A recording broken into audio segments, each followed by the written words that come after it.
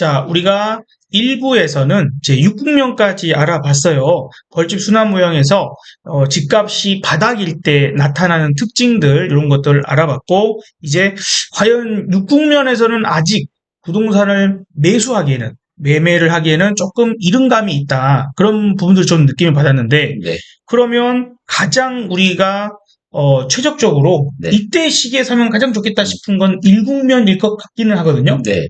이제 아까 전에도 일부에서 말씀드렸듯이 6국면 경우에는 이제 실제로 이제 거주를 하면서 이제 살려고 하시는 분들은 이제 6국면에 이제 들어와서 이제 실수요로 사시면 되고요.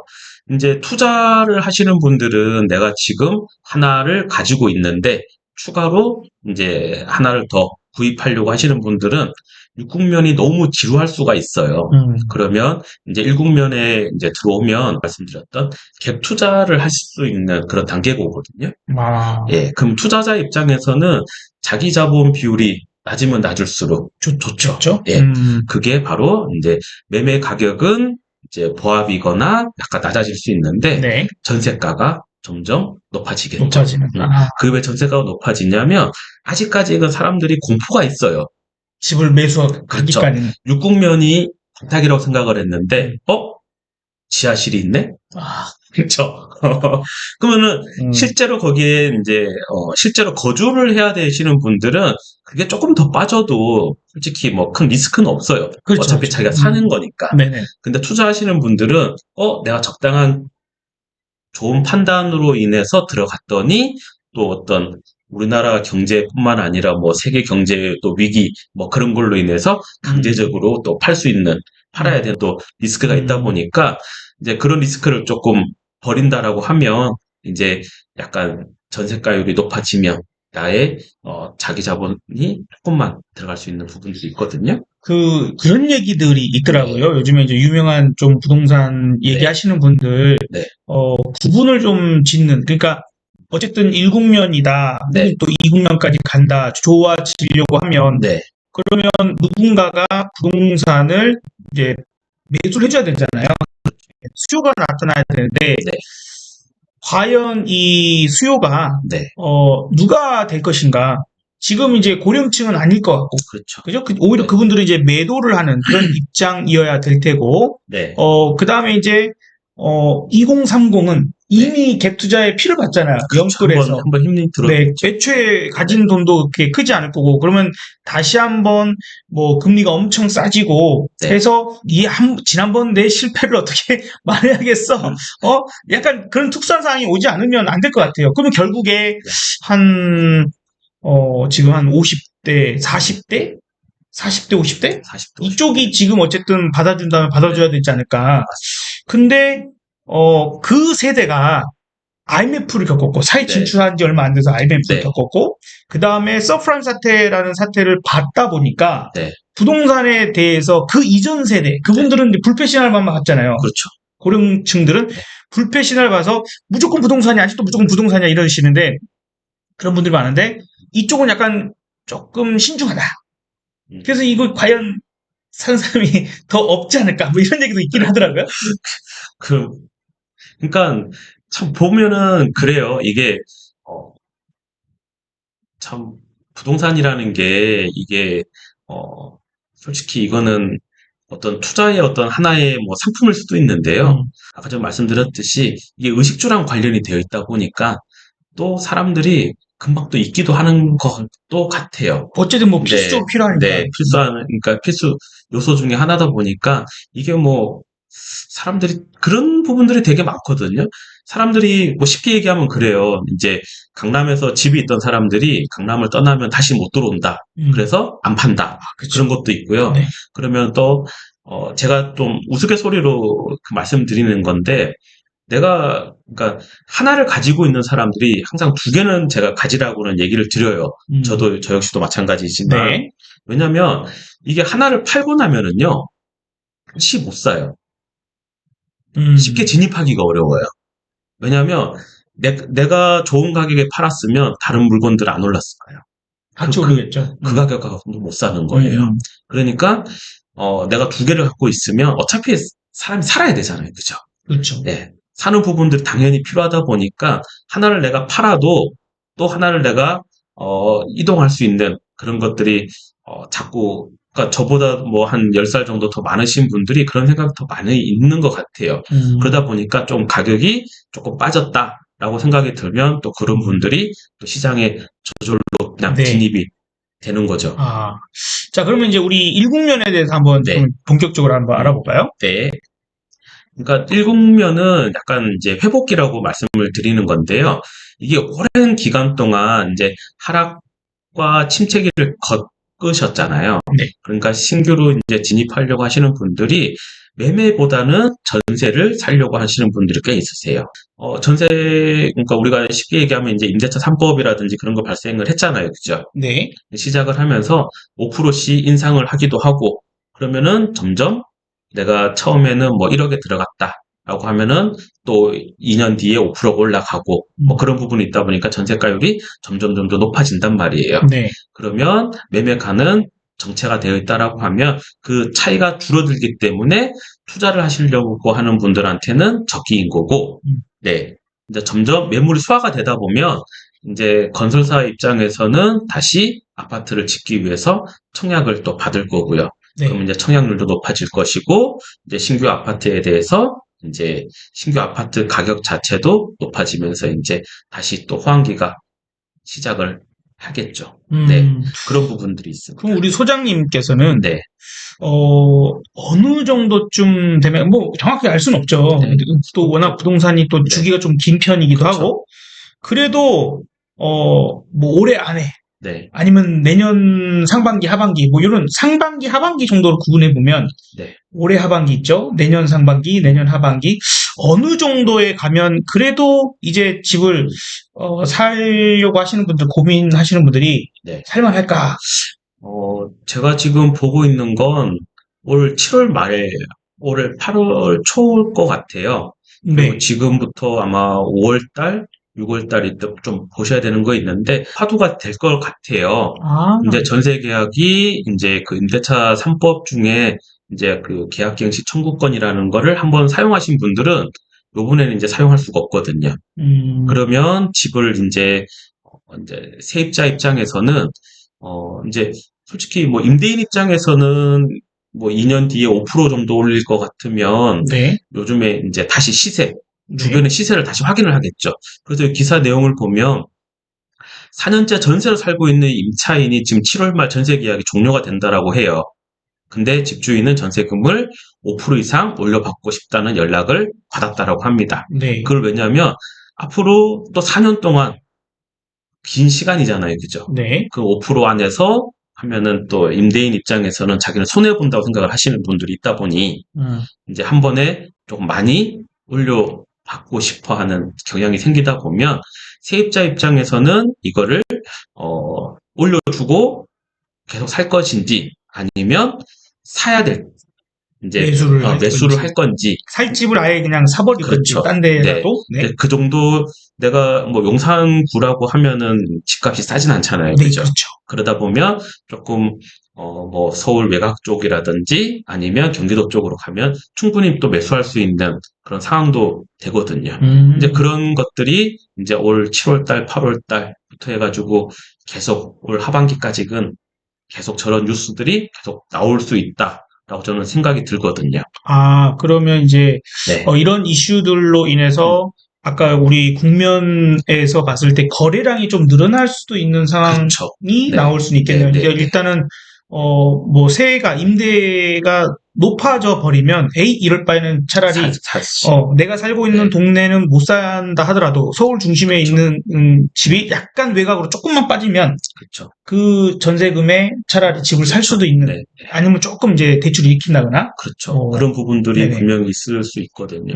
그리고 아마 김 대표님도 아실 수 있어요. 이게 보면 요즘에 월세로 사는 게 좋은지 아니면 전세 자금 대출 받아서 유지를 하는 게 약간 전세 가율이라든지 뭐 그런 용어가 있던데 아직은 전세 자금을 대출받아서 하는 게 조금 더 그렇지 않을까? 월세보다? 그게 월세 전환 월세가- 비율이라는 게 네, 있더라고요. 있죠. 네. 그런 것들을 제가 다음 시간에 좀 더 설명을 해드릴 건데, 알겠습니다. 준비해 주십시오. 그것만 네. 가지고도 해도 진짜 길게 설명을 드릴 수밖에 없거든요. 네네네. 그거를 했을 때 사람들이, 그럼 내가 월세를 살 것인지, 아니면 전세자금 대출을 받아서 그걸 유지를 하면서 살 것인지는 이제 판단을 하시면 돼요. 앞으로 금리가 내려가서 전세자금 대출 받은 이제 이자가 줄어들 거라고 판단이 들면은 이제 전세를 얻을 거고요. 그것이 아니라 금리가 점점 더 높아질 거라고 판단하시는 분들은 이제 차라리 그냥 월세로 조금 갈아타시려고 하는 그런 부분도 분명히 있을 거라는 거예요. 네. 그래서 조금 이제 주식시장도 마찬가지잖아요. 그죠? 네. 금리가 인하가 될 건지, 언제 될 건지가 조금 화두잖아요. 그렇죠. 부동산도 마찬가지예요. 그래서 부동산이 지금 이런 것들이 지금 다 응축되어 있다고 저는 판단이 드는데, 만약에 우리가 예상한 거와 반대로 간다라고 하면, 우리가 뭐 많은 전문가들이 또 얘기했듯이, 아직도 바닥은 아니다. 네, 저점은 아니다. 라고 판단하시는 분도 있고요. 네, 아마 그거는 올 하반기 정도에 가면 이제 하나, 두 개씩 이제 해결되어가는 모습을 보시고 판단하시면 좋을 것 같습니다. 이제 반응을 보고 이제 그때쯤에 다시 한번 뭐 또 그렇죠. 그때 한번 네, 설명해 네. 주세요. 뭐 이게 7, 8월 되면. 네. 지금 제가 얘기한다 그래가지고 그대로 될 건 또 아니잖아요. 그러니까 그죠? 상황을 봐야 되니까. 지금 상황은 제가 봤을 땐 아직까지는 조금 회복기로 가기에는 조금 어렵고 아직까지는 이제 아직 횡보하는 구간인데 조금 현재까지는 신호들은 좀 바닥을 점점 다지고 있다라고 판단되고 있습니다. 네. 어쨌든 좋은 타이밍에 네. 또 어쨌든 좋은 집 이제 슬슬 집을 뭐 매수를 하시고자 하시는 분들은 이제 알아보는데도 시간이 걸리니까 이제 슬슬 부동산에 가서 뭐 물어봐라 그런 게 많더라고요. 그렇죠. 어차피 내놓은 집들 거의 비슷비슷하고 그렇죠. 그러다 보니까 뭐 집을 일일이 직접 가서 볼 필요까지는 없고 그냥 부동산에 아무데나 내가 구하고 싶은 동네에 이제 자주자주 가서 요즘에 물건 좀 나와요? 좀 거래는 돼요? 이런 것만 물어봐도 그렇죠. 도움이 많이 된다고 하더라고요. 네. 요즘에는 진짜 좋은 게요. 인터넷에 뭐 통계 사이트만 들어가도요. 다 나와요.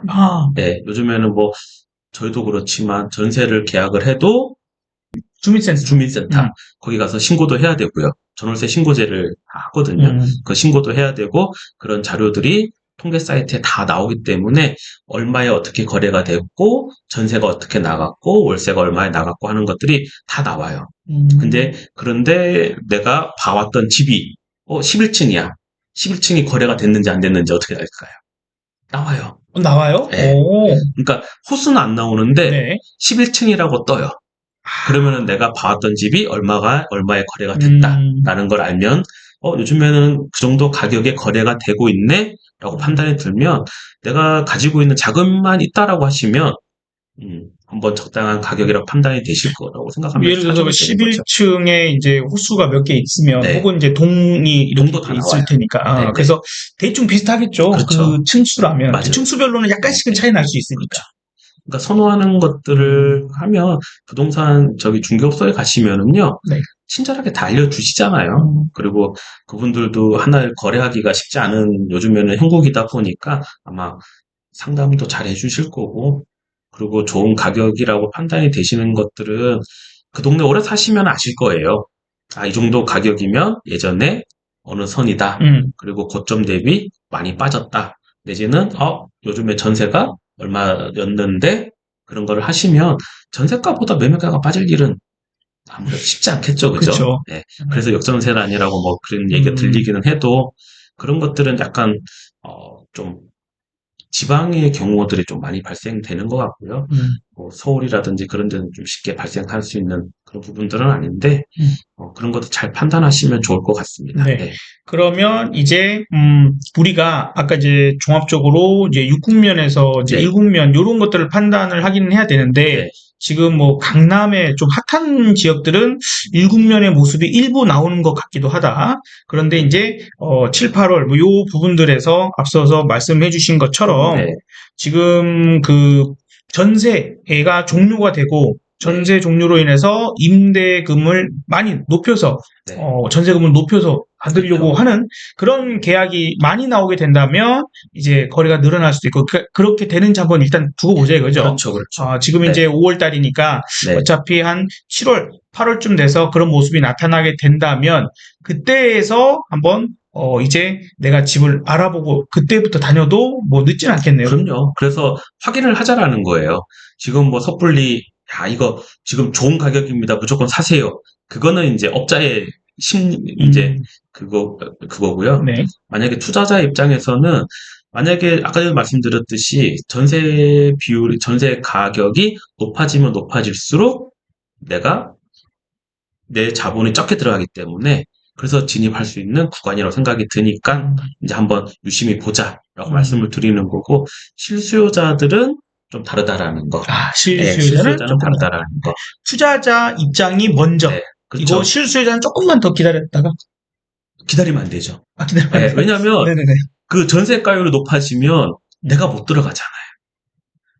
내가 집이 없는데 내가 집이 없는데 네네네. 누구한테 전세를 놔야 된다라는 그런 아픔이 있잖아요. 그쵸. 그 호가만 먹을 무주택자. 그러니까 그렇죠. 지금 집이 아예 없는 분들은 그게 아니고 네. 아까 한 채가 있는데 그렇죠. 사는 집이 있는데 투자를 하는 이제 한 채 있는 부분들에서 사람이 뭐 2개를 갖든 3개를 가지려고 하는 분들은 이제 전세 가율이랑 매매 가율이 갭이 줄어들 때가 적기인 거고요. 네. 만약에 집이 하나도 없어. 무주택자야. 그런데 그런 거 판단을 하는 게 아니라 아까 말씀드렸듯이 이 동네에 오래 살았잖아요. 그죠? 쉽게 오케이. 동네를 벗어나지는 않아요. 뭐 살다 보면. 그렇죠. 왜냐면 그렇죠. 편하죠. 편해. 그리고 뭐 저만 해도 자녀가 이제 중학생, 그쵸. 큰 애가 이제 중학생이고 이제 둘째가 6학년인데 대부분 중고등학교를 다 같이 조금 보내려고 하는 부분들이 있잖아요. 그러면 이제 짧게는 6년에서 길게는 12년을 같이 살아요. 그쵸. 네. 그러다 보니까 쉽게 다른 동네를 또 갈 수 있는 분위기가 분명히 안 되거든요. 이건 또 투자자의 모습은 아니잖아요. 그죠? 실제 거기에 사용을 하고 거기에 거주를 하다 보니 그 동네를 잘 알다 보니까 좋은 가격대가 나오면 좀 사실 수 있는데 그게 고점 대비 뭐 한 30%, 40% 빠졌다 해서 사는 것이 아니라 그 동네에서 전세 가격을 분명히 아실 거예요. 왜? 내가 지금 전세로 살고 있다. 그런데 여기서 내가 한 1억, 2억을 더 주면은 매매를 할 수 있다. 그러면 타이밍이 좋은 거잖아요. 그죠? 어차피 전세가 요번에 만기가 되면 또 올려줘야 되는 상황이 발생을 할 수 있으니 그러면 내가 좀 한 1억, 2억 대출을 받아서 좀 집을 하나 내 집 마련 할 수 있는 그런 상황이 발생할 수도 있는 거죠. 자, 상황에 따라서 그렇죠, 그런 그렇죠. 게 가능하신 분들은 이제 그렇게 이용을 하실 테니 그런 것들. 그래서 지금 이제 거주를 위한 그런 목적이신 분들과 투자를 위한 목적이신 분들 오늘 좀 생각을 정리를 해보시면 좋은 결론이 좀 나올 수 있을 것 같고 우리 이제 이태원 소장님께서 좀 정기적으로 한 번씩 이러한 부분들에서 이제 한번 전반적으로 다루고 왔잖아요. 그래서 이렇게 되면 이렇게 되는구나. 그 다음 되는구나. 그럼 지금 현재 시점에서는 어쨌든 이제 일국면 부분들로 넘어온 것 같다라고 하면 적기에 그 다음에 또 좋은 지역, 그렇죠. 예, 좋은 분들 있으면 또 이렇게 소개도 해주시면 좋겠다는 생각이 듭니다. 마지막으로 혹시나 더 하고 싶은 말씀 있으세요? 마지막으로 좀 말씀드리고 싶은 거는요. 이게 일단은 어떤 파도를 한번 타야 돼요. 집이 없는 사람들은요, 절대 무주택자들 말씀드리는 건데요. 그 파도를 탈 수가 없어요. 계속 쳐다만 보고 있기 때문에 절대 오르고 내리고 하는 것에 대한 그런 흐름을 잘 이해를 못 하시는 분들이 좀 있어요. 근데 하나를 가지고 있는 분들은 이 타이밍에 들어가서 한번 갈아타 봐야겠다라고 생각을 하시는 분들이 꽤 있으시고 아예 무주택자 분들은 진입도 못하기 때문에 또 그 흐름을 못하고 나중에 또 아파트 가격이 너무 올라갔을 때 또 그때 무리하게 또 진입을 하다가 또 힘들어지는 그런 상황들이 항상 있는 것 같더라고요. 그래서 이제 없는 분들은 또 진입을 한번 잘 하시면 이 파도가 또 10년 사이클이라고 말씀드렸잖아요. 그것도 10년 안에 또 고점에서 한번 팔고 나올 수도 있는 그런 상황이 벌어질 수도 있는데 그걸 놓칠 수 있는 놓치기에는 조금 아까운 또 그런 시기인 것 같기도 하고요. 그래서 오늘 같이 이렇게 긴 시간 동안 좀 얘기를 드렸던 것 같습니다. 네. 자, 저희가 이제 1부, 2부로 좀 나뉘어서 부동산을 어떻게 판단할 수 있는가에 대한 부분들과 최근 이제 동향, 그리고 이제 언제쯤 좋을까 하는 것들을 좀 알아봤습니다. 또 다음에 또 기회가 되면 우리 이태원 소장님 모셔보도록 하고요. 오늘은 여기서 인사드리도록 하겠습니다. 여러분들 우리 영상이 또 도움이 되신다면 구독, 좋아요, 응원 댓글 좀 부탁을 드려보도록 하겠습니다. 감사합니다. 인사드릴까요? 네, 감사합니다.